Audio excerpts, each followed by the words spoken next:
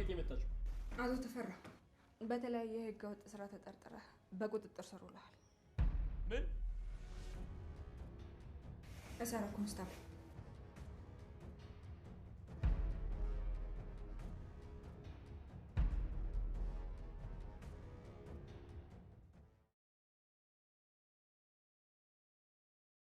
ተነግረሻል አይደል?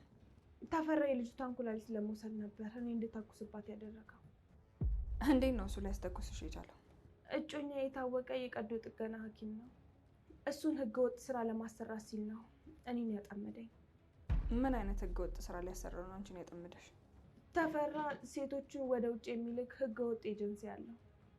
በተለይ ደግሞ ከገጠር ቤተሰቦቻቸውን ለመርዳት ብሎ የሚወጡ ሴቶች ዶክተርም አካላቸውን እንዲያወጣላቸው ብሎ ነው እኔን የሚያስገድለኝ። ቆይ አንቺ ይሄን ሁሉ ነገር እንዴት ልታውቂ ይቻልሽ? ነው ሁሉ ነገር። ኢንስፔክተር ንግስት እንግዲህ ከዚህም በላይ ብዙ ነገርን በደስታ ታሳየናለች ብለን ተስፋ እናደርጋለን። ኢንስፔክተር ንግስት እውነተኛም ንግስተኛ የሆነች በጣም ለስራዋ ሟች ማለት ነው። አንድ ኢንስፔክተር ተገንታለች ማለት ነው። ከኢንስፔክተር ዳዊትም ከሁሉም ኢንስፔክተሮች እጅግ በጣም በብርና ባርት ነገር የማትሸወድ በብር የማትሸጥ ከፈጣሪ በታች ማንንም የማልፈራ እኔ ንግስት መቼም ቢሆን እኔን አትገዛኝም፣ አንተ ማለት ነጋዴ ነህ፣ የደም ነጋዴ በማለት ለንግግርሽ ገደብ አብጅለት፣ ስርዓት ባለው ነገር ተናገሪ፣ እንዴት እንደዚህ እያልሽ ትሰርብኛለሽ፣ በኋላ ትጸጸሽበታለሽ በማለት እየናገራት እያለ ነው ያለው።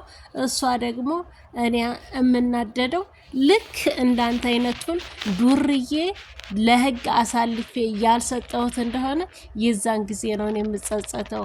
አሁን ግን በፍጹም በስራዬ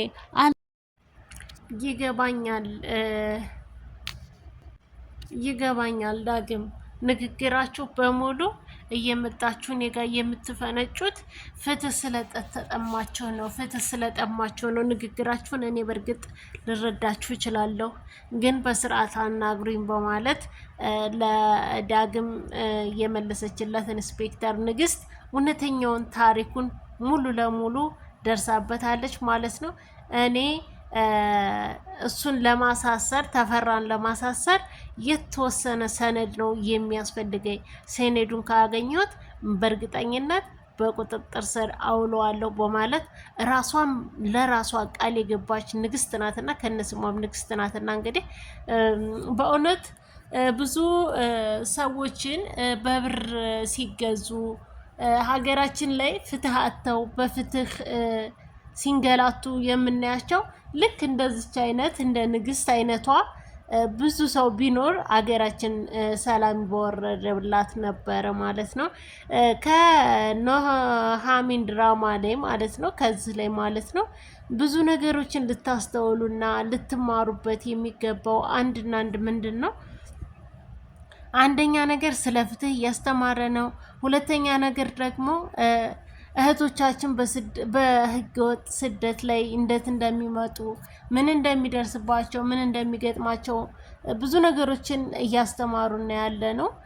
በእርግጥ ከዚህ ድራማ ላይ አንድ ሁለት ተብሎ የሚነገር አይደለም። ብዙ ነገሮችን እንደምትመዘገቡበት ራሳችሁን እንደምትለውጡበት ራሳችሁን አንደርስታንድ እንድታደርጉ ያደርጋል ማለት ነው። ምክንያቱም ከዚህ ድራማ ላይ ምን ያክል መስዋዕት እንደሚያስከፍል እንግዲህ እህቶቻችን ብዙዎቹ ከአረብ ሀገር ወደ አረብ ሀገር ሄደዋል ብለው ቤተሰቦቻችን ራሳቸውን ተስፋ በቃ ለቤተሰቦቻቸው ተስፋ ሆነው በቃ ሁሉን ነገር ራሳቸውን ሸጠው እንግዲህ እህቶቻችን ወንድሞቻችን ወደ ስደት መጡ ይባላል። ነገር ግን እንደዚህ በኢትዮጵያ ውስጥ ባሉ ደላሎች እንደሚበሉ ተኩላዎች ቁጠሯቸው። ምክንያቱም አሁን እዚህ ጋር አቶ ኢንስፔክተር ነው በርግጥ ደግሞ ተፈራ የሚያደርጋቸው ህገወጦች ኢትዮጵያ ውስጥ ያሉ ናቸው። ተፈራ ይህን ነገር አደረገ ማለት ለኑሃሚን ድራማ ለድምቀቱ ወይም የድራማው አክት እንደዛ ሆኖ አይደለም። አገራችን ላይ ያለውን አገራችን ላይ ምን ያክል ሰላም እንዳጣች ፍትህ እንደሌለ ለሀገራችን ያላትን ተጽዕኖ ብዙ ነገሮችን እያስተማረ ነው ማለት ነው።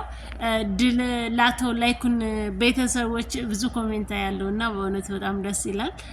እውነት ነው። አሁንም ድል የሚያደርጉት የአቶ ላይኩን ቤተሰቦች ፋሚሊዎች ሪከርዱን እንደሚሰብሩ ተስፋ እናደርጋለን።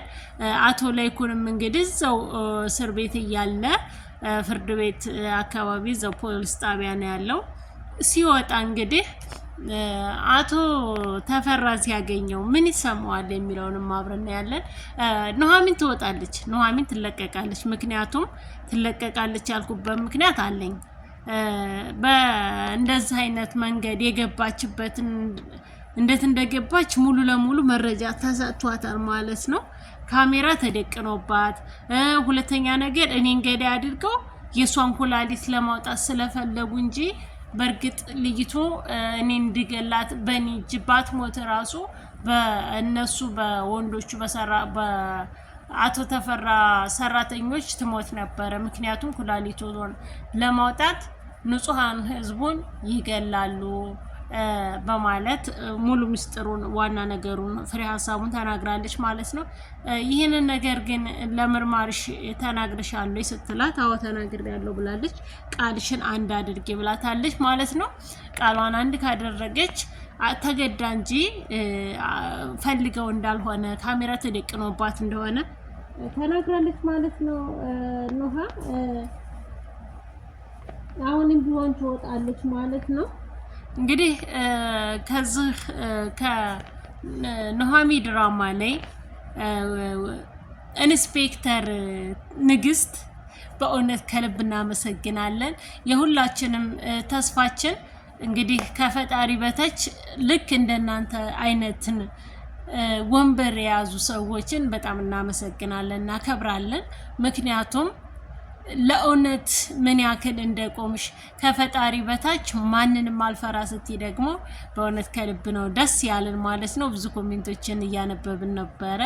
ፍትህ ድል እያተባለ እንግዲህ አቶ ተፈራ ከተያዘ ማንም የሚቀር ነገር የለም።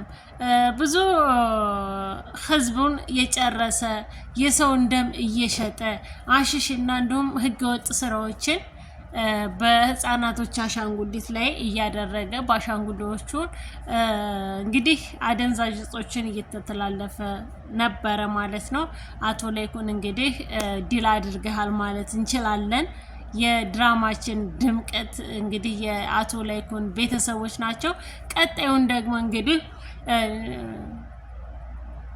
የምናየው ምንድነው? በደስታ በሰርግ ነው ማለት ነው። እንግዲህ ዶክተርና አምራን ይጋባሉ።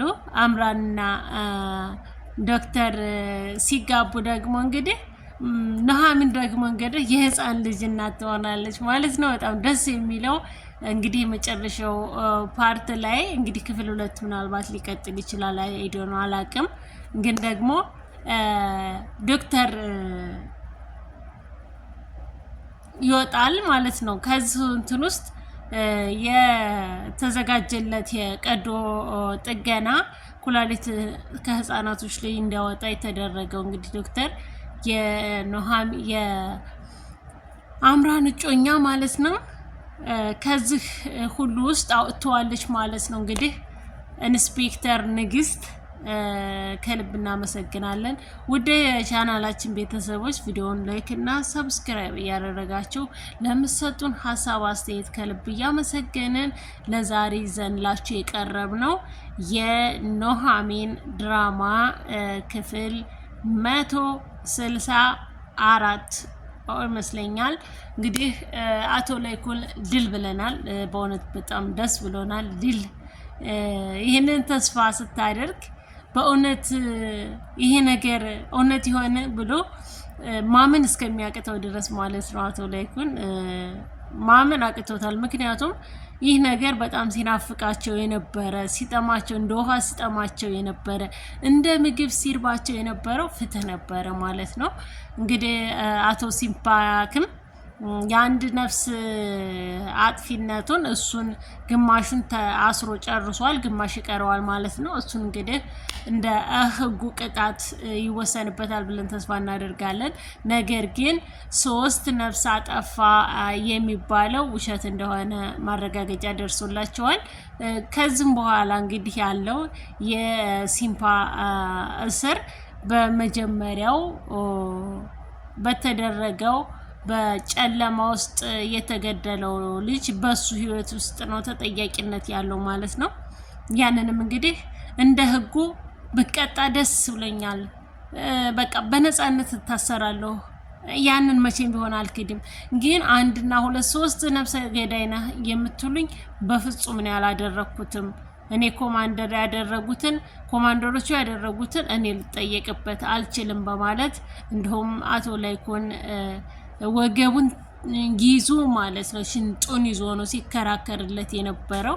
እንደ ጣውንት አይደለም በእውነቱ ማለት ነው። እንግዲህ መልካሙን ሁሉ እመኝላችኋለሁ ውድ ቻናላችን ቤተሰቦች። በቀጣይ እስከምንገናኝ በያላችሁበት ሰላም ክርስቶስ ይብዛላችሁ።